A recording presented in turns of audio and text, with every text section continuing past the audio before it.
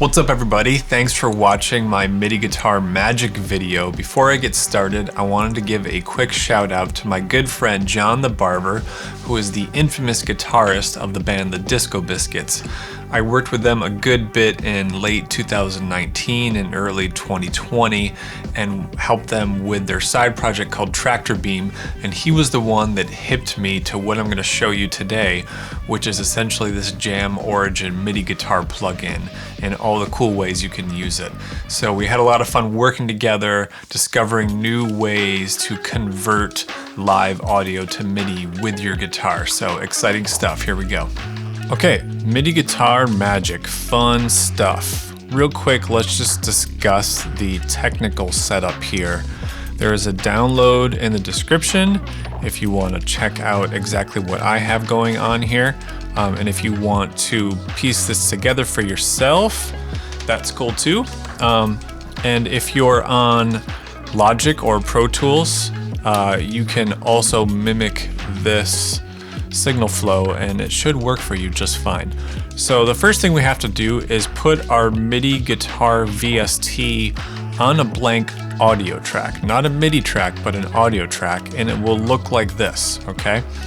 And so now you'll see my guitar is going into input 1 and I'm getting signal right here. I have it on monitor in, but I have my audio going to sends only, so we're not actually hearing any of my dry guitar, at least today in this session. So as far as individual settings, and here you can change your tunings. I have it on polyphonic. I have my noise gate turned all the way up so it doesn't track any of my little extraneous playing noises and turn them into unwanted MIDI notes. You can also mess with the bends, legato, and aftertouch depending on what style of player you are and what MIDI instruments you're using. One more item of housekeeping here. Go into your preferences in the MIDI tab and make sure in your MIDI ports that you have your MIDI guitar VST input track selected. Now let's go to the fun part, which is the sound. So let's start out with the first sound that you saw in that little video I made for my Instagram reel last week, and it is this pluck sound. So basically, like I said, we have a blank audio track and we put this MIDI VST on it. There's nothing else there.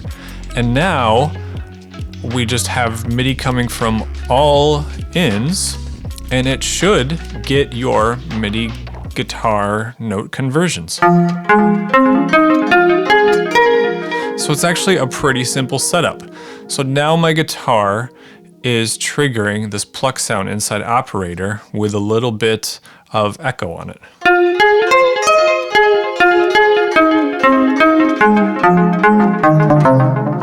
Pretty exciting stuff. Occasionally I have tracking issues if I play really, really fast, but I have the setting for this on just a single voice, so I won't play unnecessary chords or unnecessary notes. So if I play a chord, you're gonna hear just the first and the last note probably.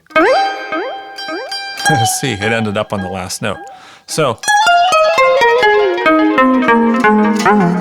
that's my pluck. Let's go to the bass now.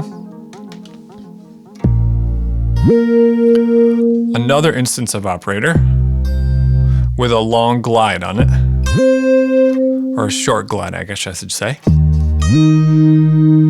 So that's super fun.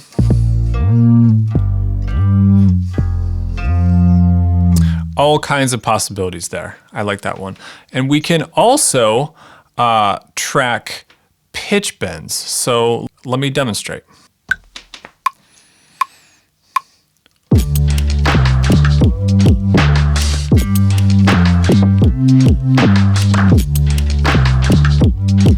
There's my pitch bends.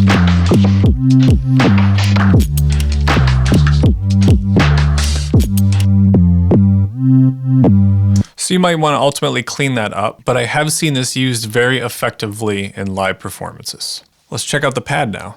This is an instance of Silent with a little bit of grain delay on here. Without that grain delay,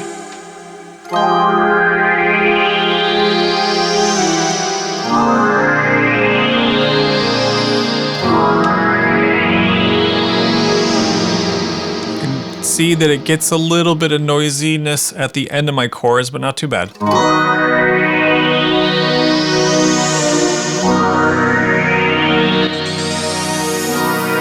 Put a little bit of delay on it and it disguises any of your issues a lot of the times.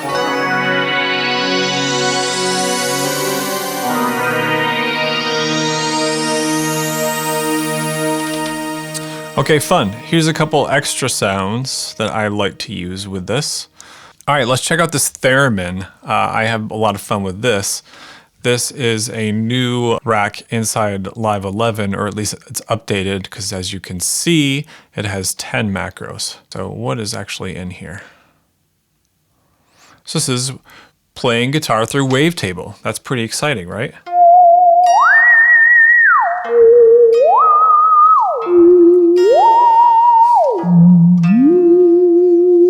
Fun. Okay, let's just try it through my latest lo-fi piano sound. So I'm going to put it on the lo-fi classic setting.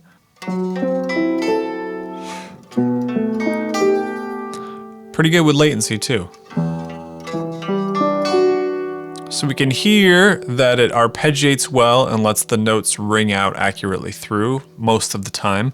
And I think it's pretty good with just like strumming chords kind of thing.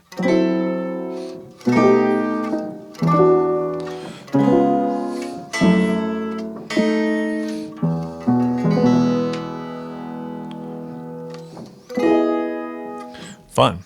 Next, let's see how it sounds on an ARP. So rad.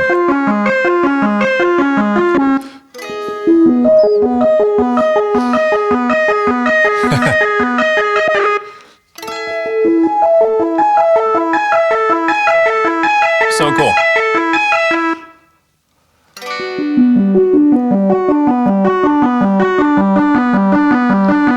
One thing I forgot to show you, on my pad, if I just do a low bass note, it reminds me of like early Van Halen, or 80s.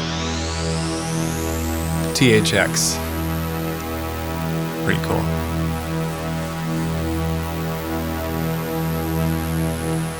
So yeah, you see, so basically throw down a blank audio track, mess with different sounds that you like. We had a pluck, we had a bass, we had a pad. We had various leads, piano, some arps. I tried it on drums, not so well for a variety of reasons. A little bit too much latency to get drums to really effectively work that way. But harmonic stuff, I think it's really cool. Hope you enjoy. Drop a link in the comments. Let me know what you thought. See you next time. Peace. Thanks for watching my dad's videos. His name's Dirk and he makes music as Cloudchord, like his hat.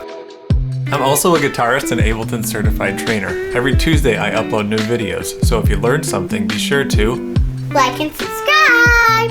And his hat is really cool.